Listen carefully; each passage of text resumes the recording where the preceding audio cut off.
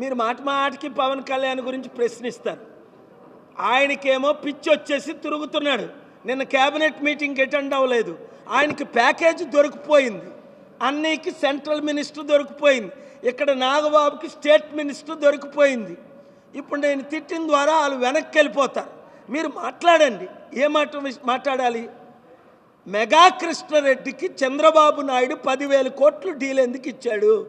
80,000 కోట్లు పోలవరం ప్రాజెక్టు ఎందుకు ఇవ్వబోతున్నాడు? మెగా కృష్ణారెడ్డి భార్య బీజేపీ ఎంపీ రాజ్యసభ 500 కోట్లు ఇచ్చి తీసుకోబోతుంది, బీజేపీలో చేరబోతుంది.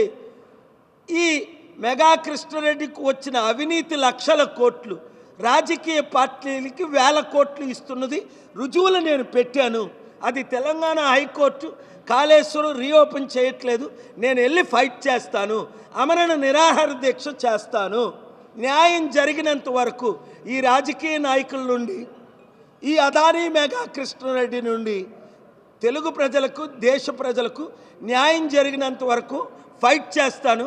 ఈ ప్యాకేజ్ స్టార్ల నుంచి అందరూ బహిష్కరించండి. కాపులారా, బీసీలారా, ఎస్సీలారా, తెలుగు జాతి, చిరంజీవి పవన్ కళ్యాణ్ కుటుంబ మాటలు ఇంకా నమ్మినోడు మెంటలోడు తప్ప ఎవడు నమ్మడు.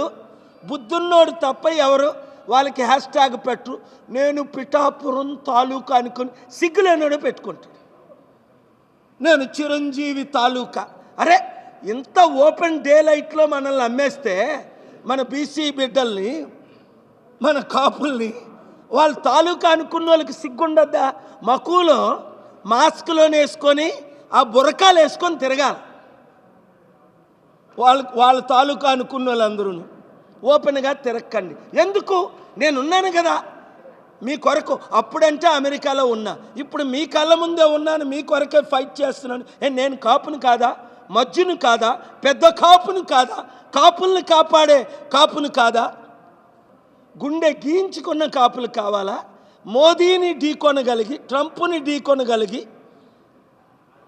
బీసీ కాపు సత్తా ఉన్న కేఏ పాల్ కావాలా? Take it. దేశాన్ని కాపాడే సత్తా, క్రైస్తవుల్ని, ముస్లింల్ని, హిందువుల్ని కాపాడే సత్తా, అభివృద్ధి చేసే సత్తా. God bless you. Thank you very much. ఏంటి ఈరోజు ఎక్కువ ప్రశ్నలు వేస్తున్నారు మీరు? సార్, పవన్ కళ్యాణ్ మొదటి దానికి మొగుడు లేడు, కడదానికి కళ్యాణం అన్నారట. ఈ రాష్ట్రంలోనే పుట్టిన భీమవరంలోనే పవన్ కళ్యాణ్ గెలలేకపోయాడు. పుట్టిన సొంతూరు పాలకొల్లులోనే చిరంజీవి గెలలేకపోయాడు 2009లో. మొదటి దానికి మొగుడు లేనాడు. బీజేపీకి ఎవడు దొరక్క ఈ ప్యాకేజ్ స్టార్ ఫ్యామిలీ దొరికారు కనుక వీళ్ళు వాడుకుంటున్నారే తప్ప బీజేపీకి ఎంత ఓట్ బ్యాంక్ ఉంది 2018లో? 0.8%. అంటే 100కు 1 లేడు. నాకు పడిన 5 లక్షల ఓట్లు ఇక్కడ ఎంపీగా భరత్కి ఈవీఎం ప్రోగ్రాం చేసి పెట్టిన సంగతి భరత్ క్యాంపెయిన్ మేనేజరే చెప్పాడు 10 మంది ఉంటుండగా. ప్రజారాజ్యం పార్టీ, జనసేన పార్టీ కుటుంబ పార్టీ కాదా? Chiranjeevi president, vice president, Pawan Kalyan youth president, Allu Aravind architect. మొన్న అల్లు అరవింద్ని బట్టి అల్లు అర్జున్ జైలుకి వెళ్ళాడు. ఆ రోజు నేను కోర్టులో ఉండి జడ్జి గారు నన్ను చూసి ఎంతో ఇమ్మీడియట్ బెయిల్ ఇస్తుంటే ఆయన వచ్చి కోర్టులో వాగాడు. నేను కోపంతో పోలీసులకు చెప్పి ఆయన బయటకు పంపించాను. ఇవన్నీ సీన్లు ఉన్నాయి. అల్లు అర్జున్ని కాపాడదామని వెళ్తే, ఎందుకంటే అల్లు అర్జున్ని జైల్లో పెట్టించింది కూడా వీలే, ఆయన్ని కూడా బీజేపీలో చేరమని. అంటే జైల్లోకి వెళ్ళిన వాళ్ళందరూ అల్లు అర్జున్ ఇప్పుడు ఫేమస్ అయిపోయాడు.